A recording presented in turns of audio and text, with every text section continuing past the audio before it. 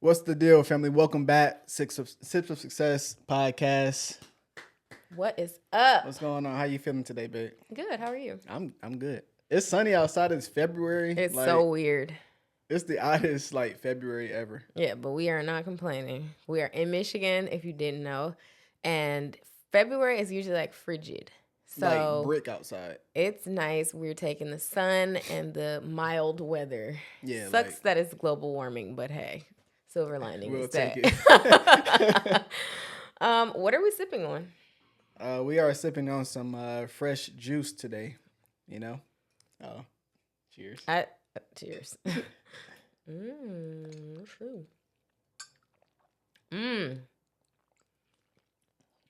It's tart but very refreshing.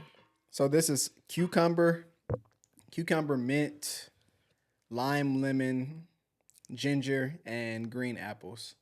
Yeah. Yeah. It's good. It's tart, but it's good. Yeah, it's like a, I don't know, it's like a sour juice. Yeah. Sometimes when we make green juices, it's like with kale or spinach or something like that. And it's very green. Like pungent. And I just didn't feel like tasting that today. So. No, this is really good. We'll leave the recipe in the description as well as these glasses. If you're not watching on YouTube, you can still see the recipe. But yeah, so this is the sip for success today. So let's get to it. Okay, so this or that. We are talking money today. So this or that. Would you rather share a bank account with your spouse, like have a one pot theory, or would you rather have completely separate finances as a couple? Which one would I prefer? I get joint.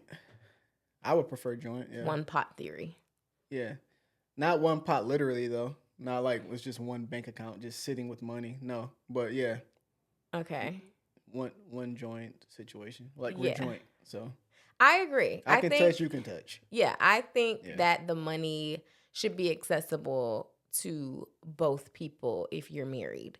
Now, we did not have one pot when we were dating, when we were engaged. When we were engaged, we opened up our joint account, but we weren't using it. We started our first business too before we got engaged. Yeah, so we had a business account too. But I definitely think that having one pot just makes things easier, at least for us. Now let's wait. What do you? Well, you're agreeing? Yes, yeah, okay. I think it's good to have one pot, but I think some people think that one pot means that you only have one bank account, and you were saying no, I don't think we should have just one bank account. Yeah. So I guess explain how ours works. So obviously when you get married, you probably were single before, so we obviously have our own bank accounts, and we got several accounts basically, and once we got married, those all became accessible to each of us basically. Right. So that's kind of what I mean by it's one joint, pot. But it's basically more than one pot, but we can touch all the pots. Exactly. Equally. Basically. And also if something were to happen to either of us, God forbid, that we are both the beneficiaries on each other's account. I am the beneficiary. Am I the beneficiary? Yeah. Do that? Okay.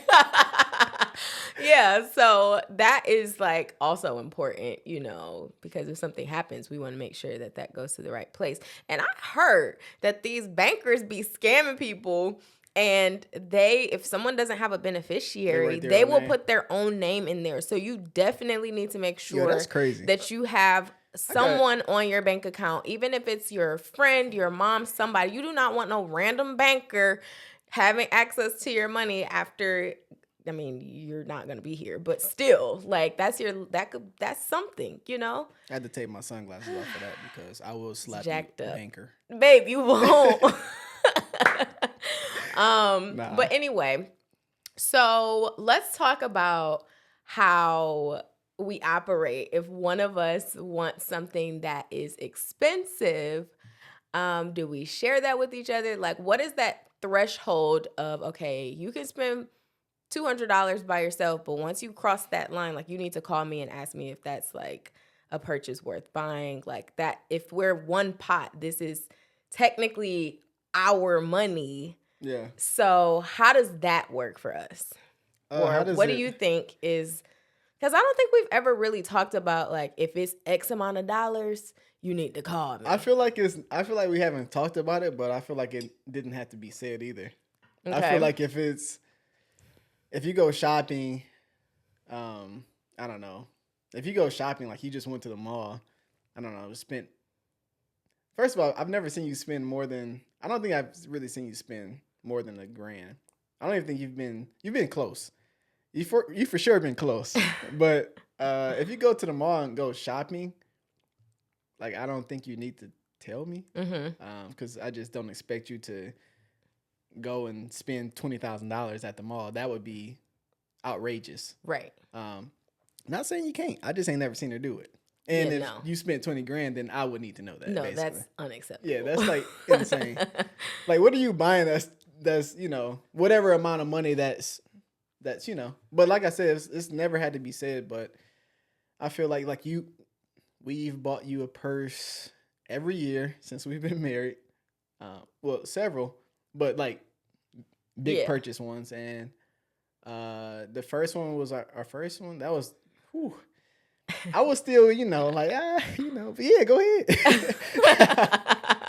You're like, sure, babe, you deserve it. Yeah. Lying for sure, but she do deserve it. But it's still like from someone who just never, I never really spent a lot of money on myself, and it's like I don't tell Aaron no to pretty much anything. So it's like, you want that? Yeah, go ahead. Me, I tell myself no every day, just about. But so I don't know. I don't think I've ever had to think about a number, but I feel like naturally you would think like, okay, if this is, I don't know, $5,000, you're probably going to say, hey, I'm thinking about getting this purse. Not probably. I'm definitely calling you. No, I'm saying I'm saying that probably is to the purse. Not you're probably calling me. You are calling me. Yeah. I'm saying you're thinking about getting a new bag or whatever the case may be. And you're like, hey, I need to see if I can get this, basically. Right.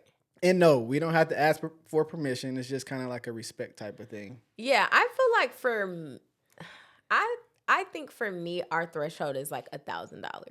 Like for to say something. Yeah, like if it's like if you buy a pair of like designer shoes or I don't know, like whatever, like some type of camera or something, like you're not really calling me like, babe, is this fine? Like, sometimes you will, like you more so will be like, do you like this? Like, do you like these shoes or do you like this coat or should I? Like Cameron has a much harder time spending on himself than I do. So he's definitely more likely to just ask me like, do you think it's worth it? Do you like it? Like thinking through the purchase more. I am the same way. Like we have very similar money habits. So I don't really like making financial or like big purchases without you because I feel like we both kind of encourage each other. Like, yeah, you should. Like it's not like we're just like extremely flashy people or we just buy a whole bunch of like super expensive stuff. So I think about $1,000 is where we're gonna pick up the phone and be like, should I get this? Yeah, like should I get this? Yeah. Have I had any of those moments? Because I don't think I spent $1,000 on anything yet. No, you bought those Gucci loafers, but then you took them back. You didn't ask me about those. They weren't $1,000 though. They were green. I know. Yeah. That's what I'm saying. But they were like probably what, $700-$800? They were they were $600. So I mean, like that could be considered a pretty big purchase. Yeah. I think it also weighs in on like. Well, I didn't call you, but I did say, hey, I seen these. Yeah. You didn't say. You said you encouraged it. Yeah. And I ended up buying them, but not at that moment. Yeah, but I think it also depends on like how much money you have. Like everybody's threshold is going to be different based upon their financial positioning and like what you have, like probably 5-10 years ago, it wouldn't be $1,000. This wouldn't even be a conversation. It wouldn't even be a conversation, 5-10 years ago, shoot. Yeah. You were trying to get 100 out of me. I was fighting for 100. Like, no. But yeah. So, okay. So I think we're on the same page with that. Now, when it comes to the business. Yeah. So we not only manage our personal finances together, we also manage business finances, which just adds another layer. And I know you guys have probably heard a million times that one of the main causes of divorce, I don't know what number in line it is, I think maybe number 2, but is finances. And when you're not on the same page about money, it can just spiral, you know? So when it comes to business, like or not necessarily business, but just our finances in general, like you manage our finances. Cameron pays all the bills. He just makes sure everything is done.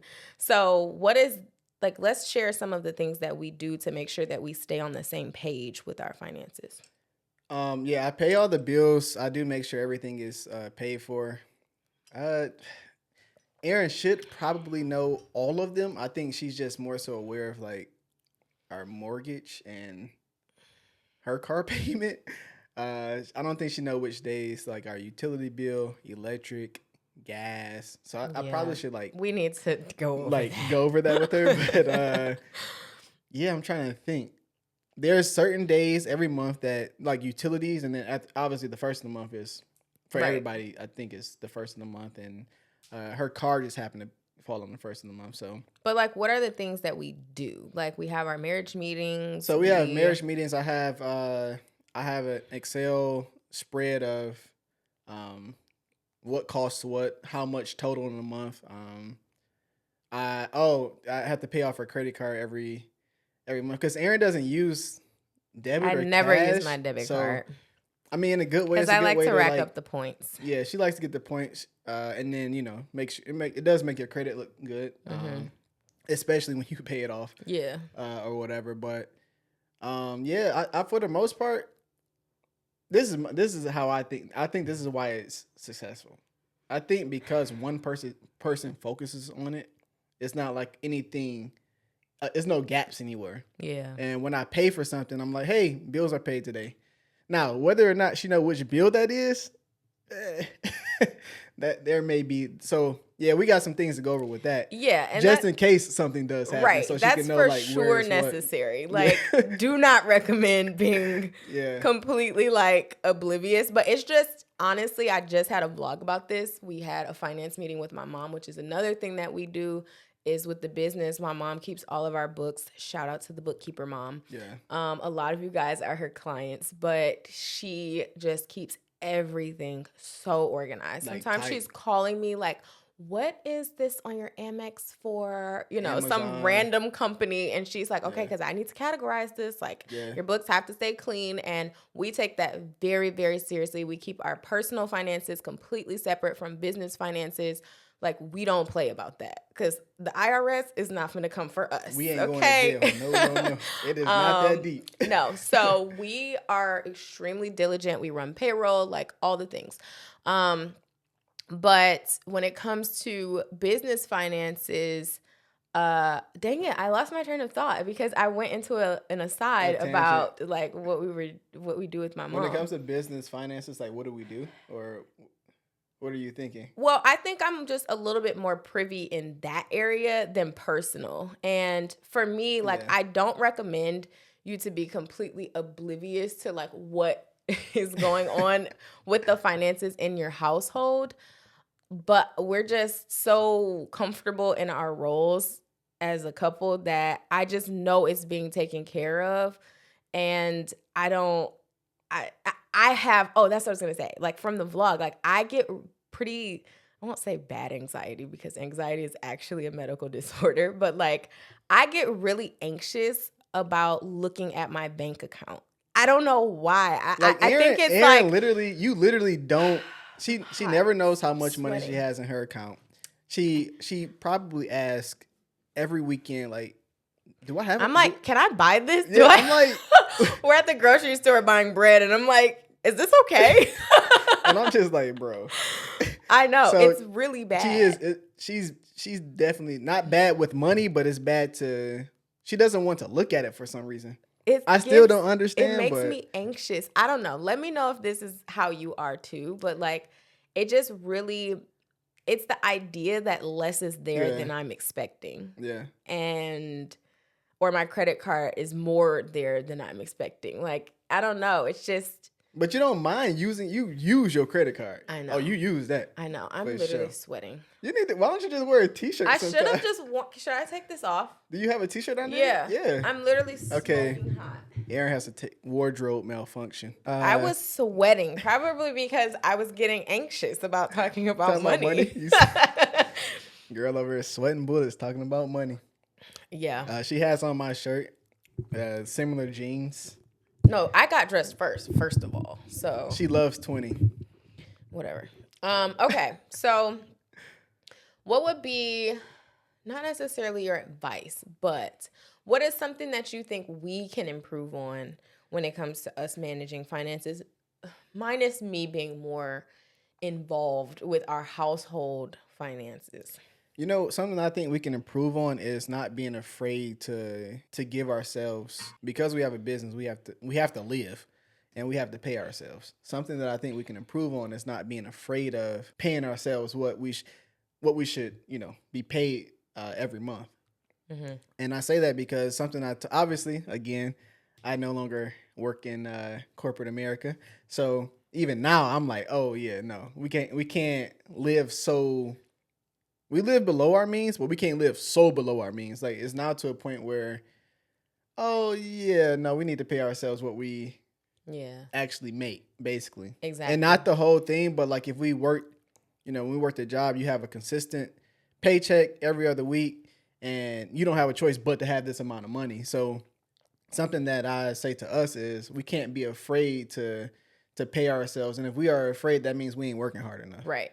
And for another thing that I learned when I was working with someone who was like helping with the scaling process is she was saying how a lot of business owners get very anxious when they don't have a ton of money sitting in their business bank account. And I find that to be so true because it's like you could potentially have millions or hundreds of thousands of dollars just sitting in there, not really doing anything. And it's like you're scared to pay yourself more because you're like, well, I need this for X, Y, Z. But it's just like, as long as everything is properly allocated, it's fine. Yeah. If you can consistently bring in 10K a month or you can consistently bring in 100K a month, like, you just need to know like how to divide that up and basically not zero out your business bank account, but like everything basically has a place. Yeah, has a place. Has a purpose. Each dollar is going somewhere. And then I wouldn't say zero it out. Like No, not zero, but like. Well, I'm saying to make it clear because some people may think I need to. If you like your business also has its own set of.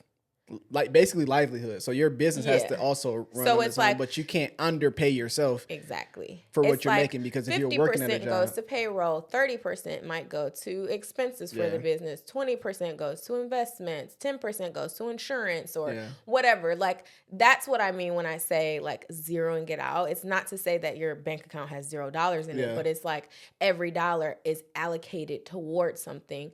And she was just saying like a lot of business owners, they're scared to hire. They're scared to scale. They're scared to spend money because you just are so used to just seeing this number tick up. And that's not necessarily the sole purpose of having a business, Yeah. Especially if you're just not doing anything with the money. Yeah, like it's just sitting there. So I think it's just overall like as you make more money and as we make more money, it's like your mindset around money has to change. Yeah. And that's where we've been at, is just trying to make sure that we don't continue with the same mindset when we're trying to reach new financial levels. Yeah. It's kind of like me and Aaron are definitely not risky. Like we don't have a risky marriage. We don't risk our finances. Like we're not risky in like no areas of life. Yeah, honestly, we're pretty safe people. Yeah, we just like being safe. It feels good to be safe, not to be like, oh shoot. So, but I feel like we take calculated risks when we do take risks. And that's what I was gonna say. So like when we do, so we have a couple of investment accounts, but they're not like going to kill us. Like when we do it, it's because we basically do it in a space where like, all right, we can allocate that there. We don't even care about seeing it. We can afford to lose it. Yeah, basically. So like that's how we move it in a way. Yeah. But also we do other things like with we have insurance policies and different things like that. As soon as we got knowledgeable of that, that's a whole nother investment. That's something that for either of us really growing up wasn't really taught. Exactly. But when you know something and you don't use the knowledge about it, what's the point of moving forward? So I don't know. I think if we're not afraid to do those things once we learn about it, we also can't be scared to like be fruitful to ourselves because number one, we earned it. Mm-hmm. But also number two, if we want more things, we have to be able to do it in a logical way. Right. We can't at that point. You don't want to just take from the business because it's sitting there. Right. Or because I got that. When you really want something, you don't want to have to look at your business account and say, oh well, let me go get 50 grand and because I now need it. When you could have just maybe saved that. Maybe your savings can move up to that. And then I will say, since we've been married, and that's the difference, talking about savings and stuff, because we know what we have, we don't save like how we did when we were both single. Right. Like how aggressive I was, but that's because that was just the only, it's coming from like one source, one stream of income. So I get it, but I still think those habits still have to be true when you have your own business. So for sure. And when I was first starting Erin on Demand, and like not even just starting Erin on Demand, when I was still working like a job, I used to print my bank statements out. I would highlight, color coordinate, blue is for eating out, and I would highlight everything that month blue that I ate out, and yellow is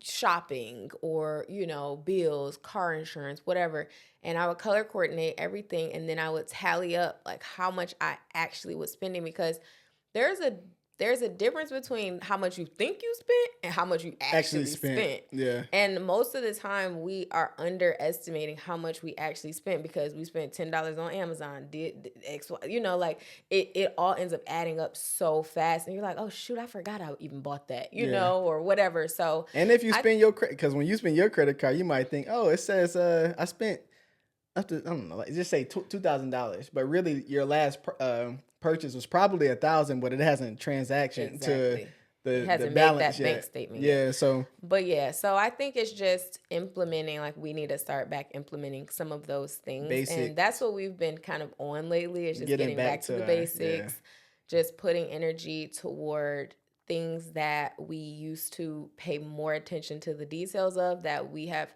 since kind of become a little bit more relaxed about. Yeah. So, yeah. And then something I just found my note from 2014. Wow. No, yeah. Well, it's been updated since, but I started in 2014, and this is how I saved.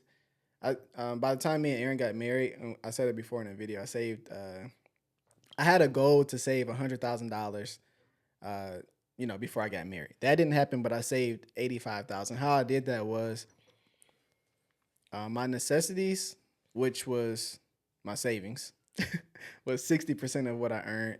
I had an emergency fund, which was also savings, was 20%. And then financial goals, which also went to another savings, was 10%. And then 10% was just for whatever I wanted to do. So that included whatever I wanted to do was my car note, my insurance, my phone, and the $100 I was trying to squeeze out of him, and whatever little date we would go. So like that's like, I know that's like crazy, but it was a different type of like scared. Like I feel like you kind of learn to survive. And once I got into a space where I was consistently making money, I'm like, well, this is the only way I know how to survive. I'm not trying to lose any of this. Right. So I just kept on building, and I had a very small amount for basically fun. Yeah. Because my wants literally included my car note, insurance, and I paid off when I bought my first car when I was 21, my first new car. Mm-hmm. I paid that off in, what was it, 2.5 years or something like that. So I was aggressively paying on that. Yeah, and then then it died. Like it was a limit. I was like, bro. It was so sad. But also I bought another car. Like I have my car now is an Audi. I've still been driving that. That's paid off. Mm-hmm. Haven't bought another car since. And trust me, I want several cars. So it's not to say that you shouldn't go get what you want. It's just like kind of being cognizant of what you're doing and how you're doing it. Exactly. And that kind of got both of us started because she saved like crazy. She just wanted to spend my money. When when she was living in DC, and Aaron, don't let Aaron fool y'all. Her job before she went solo, she was making good money. I would go to DC, it was like she was making no money. So, babe, that is not true. I wrote the red carpet out for you when you came to DC. You might have wrote it out, but who paid the bill? I had everything planned, honey, and I had everything charged. But by this time, I was also making more money, so my wants budget was a lot higher. It was yeah. So, but yeah, I don't know. I think it's a mix of every season and every like the more you grow, you have to be able to like also grow in those areas that are growing. Mm-hmm. Like if you don't, then we'll still be stuck how we were. And I kind of part of me is like we're still like we're comfortable and we in a way have a comfortable mindset, but I think we still hold on to some of the habits that got us to where we are, and we need to let go of those and create the new ones so that we can also elevate with what our business is doing. Yeah. It's kind of like the plant analogy where it's like my dad loves plants and he's always telling me like, Aaron, I've had this same plant for probably 3 years. It's a ZZ plant.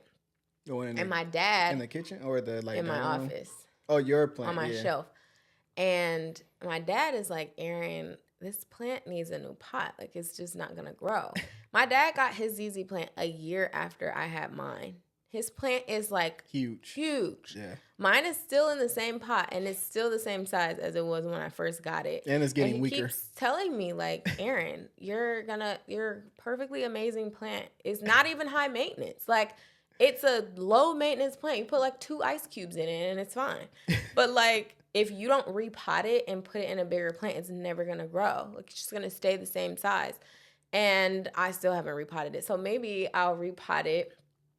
And it's your project for the because it just makes me think of, like sometimes, I don't know, like those little analogies really do kind of help you see things in a different way. And it's like, it's jacked up because it's like that environment that plant has been in for so long. It's comfortable. Like it's not dead. It's not dying, but it's just not growing. And it could be. Yeah. Think about it. It's kind of like we were saying, getting back to the basics and all the things we did to get to where we are now. Mm-hmm.